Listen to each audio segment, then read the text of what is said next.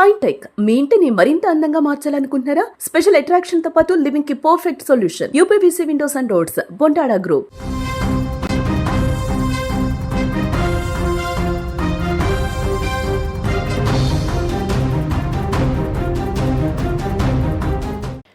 యూఏఈలోని అనేక ప్రాంతాల్లో వర్షాలు కురుస్తూ ఉన్నాయి. అబుదాబి, దుబాయ్ సహా కుండపోత వర్షాలు పడుతూ ఉన్నాయి.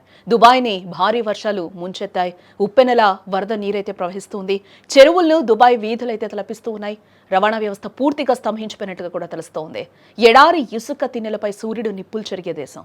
ఆకాశాన్ని తాకే బుర్జ్ ఖలీఫా లాంటి కట్టడాలు, అది యునైటెడ్ అరబ్ ఎమిరేట్స్. కానీ గత 48 గంటలుగా అక్కడ కనిపిస్తున్న దృశ్యాలు చూస్తుంటే ఇది ఎడారి దేశమా లేక ఏదైనా ద్వీపమా అన్న సందేహం తప్పక కలుగుతుంది. ప్రకృతి ప్రకోపానికి యూఏఈ అత్తలాకుతలం అవుతూ ఉంది. గత 2 రోజులుగా యూఏఈ వ్యాప్తంగా వాతావరణం ఒక్కసారిగా మారిపోయిందని చెప్పుకోవచ్చు. దుబాయ్, అబుదాబి, షార్జా వంటి నగరాల్లో ఆకాశం మేఘావృతమై ఉరుములు, మెరుపులతో కూడిన భారీ వర్షాలు కురుస్తూ ఉన్నాయి. సాధారణంగా ఏడాది మొత్తం కూడా కురిసే వర్షం కేవలం ఈ 2 రోజుల్లోనే కురవడంతో డ్రైనేజీ వ్యవస్థలు పూర్తిగా స్తంభించిపోయాయి. ఎడారి గడ్డపై వరద నీరు ఒప్పినలా కూడా ప్రవహిస్తుందని చెప్పుకోవచ్చు. ఒకసారి మనం స్క్రీన్ మీద విజువల్ కూడా చూడొచ్చు. ఎంత దారుణంగా అబుదాబి మొత్తం కూడా అక్కడున్న ప్లేసెస్ అన్నీ కూడా ఏ విధంగా మారాయో కూడా మనం చూడొచ్చు. ఒక్కసారి చెరువులను తలపిస్తున్నాయి వీధులన్నీ కూడా. ఆ చెరువులోనే కూడా ఆ వీధులు పూర్తిగా నీరు నిండిపోయిన సిచ్యువేషన్లో కార్లన్నీ కూడా ఆ నీటిలోనే వెళ్తున్న సిచ్యువేషన్ అయితే కనిపిస్తుంది. చాలా దారుణంగా అక్కడ పరిస్థితులన్నీ కూడా అక్కడ కనిపిస్తున్నాయి. రోడ్లన్నీ కూడా నీటితో నిండిపోయిన సిచ్యువేషన్లో అయితే అక్కడ మనకి క్లియర్గా కనిపిస్తూ ఉన్నాయి. ప్రపంచంలోనే అత్యంత విలాసవంతమైన నగరంగా పెరుగంచిన దుబాయ్ వీధులు ఇప్పుడు చెరువుల్ని తలపిస్తున్నాయని కూడా చెప్పుకోవచ్చు.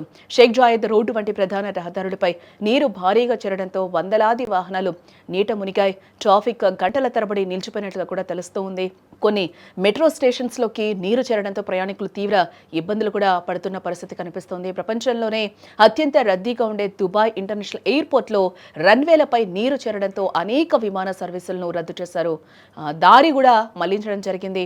ఇక గత 24 గంటల్లో పరిస్థితిని సమీక్షించిన యూఏఈ ప్రభుత్వం కఠిన చర్యలనైతే చేపట్టింది. ప్రైవేట్ మరియు ప్రభుత్వ రంగ సంస్థల ఉద్యోగులకు వర్క్ ఫ్రం హోమ్ సౌకర్యం కల్పించాలని కూడా సూచించింది. విద్యార్థుల భద్రత దృష్ట్యా విద్యా సంస్థలకు సెలవు ప్రకటించి ఆన్లైన్ క్లాసులు కూడా నిర్వహించాలని ఆదేశించింది.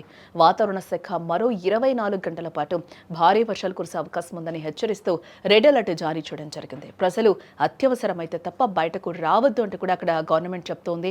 ఈ అకాల వర్షాలకు కారణం క్లౌడ్ సీడింగ్ అనే చర్చ కూడా ప్రస్తుతం కొనసాగుతూ ఉంది.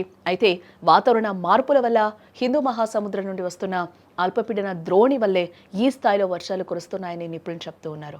ఏదేమైనా వర్షం కోసం ఎదురుచూసే ఎడారి దేశం ఇప్పుడు అదే వర్షం పెడుతున్న ఇబ్బందులతో సతమతమవుతుందని చెప్పుకోవచ్చు.